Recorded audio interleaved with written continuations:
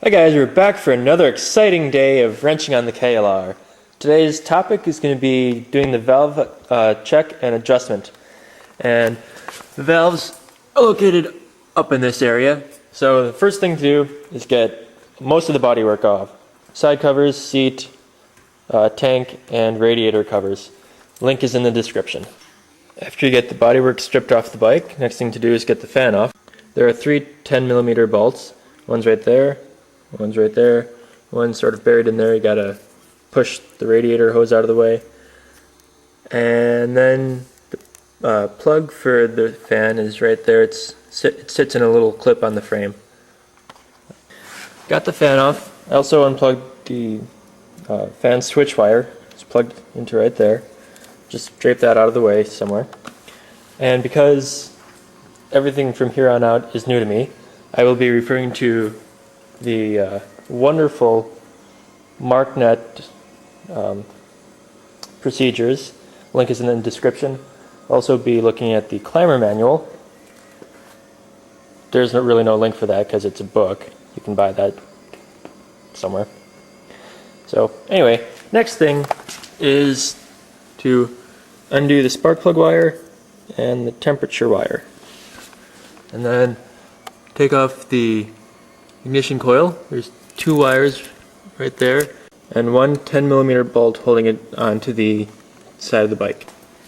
If you want to, I'm not going to, you can remove the top engine mount. It's this little piece right here. There's three bolts. They're all 12mm front and back. That one is fastened on the back side right there with red Loctite, so that'll probably be sort of hard to get off. It'll make your life easier, but from what it looks like, I think I can get the cover off without taking off the upper engine mount. One of the make your life easier type things that I will be doing is snipping these two cable ties so I can move these wires out of the way and get to these two bolts much more easily. Also, you'll probably want to remove these little rubber hockey pucks for the gas tank, just so that they don't fall in the valve area when you get it undone.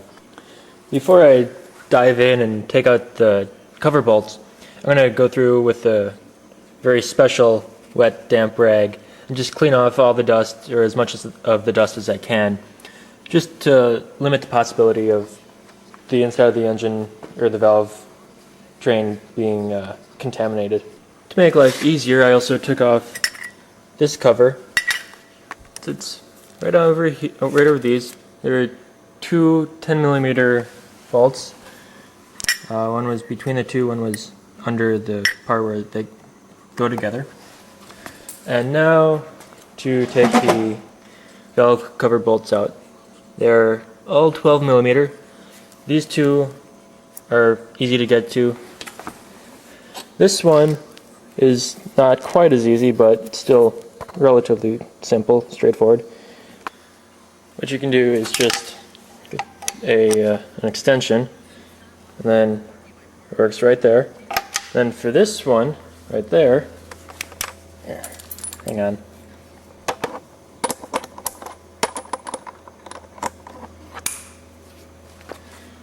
For this one, what I found to be sort of useful, so I have one of the short extensions, put it on there, and then get one of the longer extensions and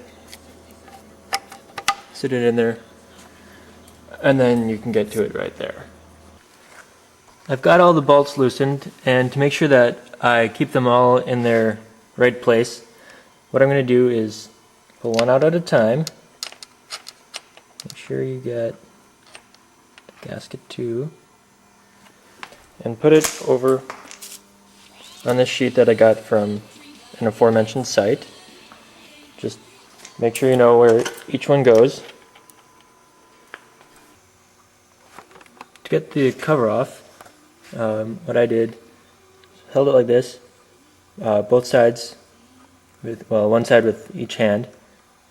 Don't have the other hand on that side because I'm holding the camera. And just push up lightly, and the cover popped off, as you can see. So I worked at the cover for a while and didn't get too far. So I gave in and took off the top engine mount. The little piece that is on the referenced on the MarkNet site is this, and to avoid scratching or gouging the part of the engine, I used a 16mm socket. When it was on there, just held it on, had it like that, so that I could hold it and it wouldn't do anything bad. And so, with that out, I actually got the cover off, and I'll try to demonstrate. This is going to be a little bit awkward, but let's see if it works. Gotta get these wires that were in here out of the way. Move that up. Tilt. Backwards, down. Wire out of the way. And this worked before.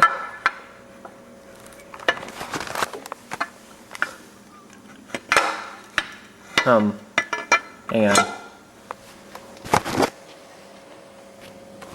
Okay, so when you get to about here, very carefully pull it out, and your cover is free. Once the cover is off and safely resting somewhere, next thing is to get the engine at top dead center. If you look, the valves, or the cams, are not pointing where they're supposed to be. So, come down here, take off these two covers, use the biggest screwdriver you can, or maybe a quarter or something. To use a flat feeler gauge, pick the exhaust or intake spec, whichever you want to start with. I'm going to start with the intake. So right here it should be 0.004 inches. I'm going to start with the tight end, because it's almost a 14,000 mile bike, and I'm not sure if these valves have ever been checked. So I'm going to start with the 0.004 and just slip it in. Shitty. Hang on. And if it doesn't go in the next size smaller, which on this one is 0.03.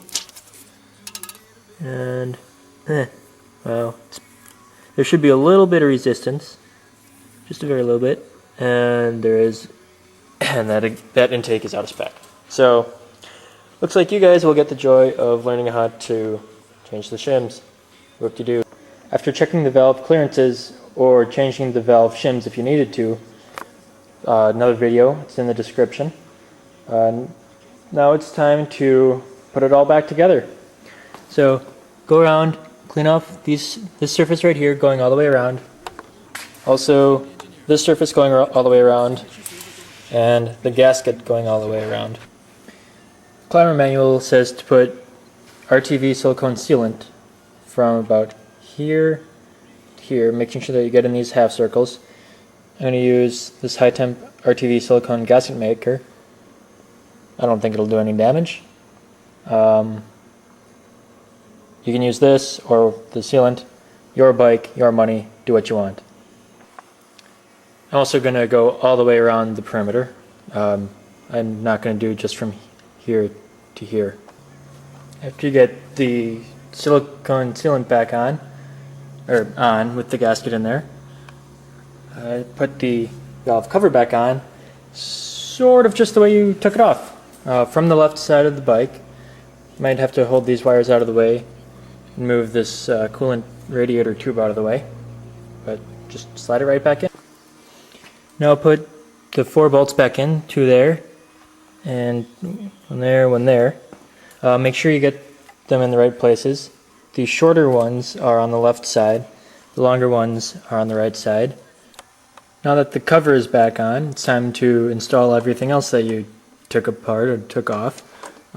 Put the ignition coil back on through that hole, spark plug wire from the ignition coil, these two.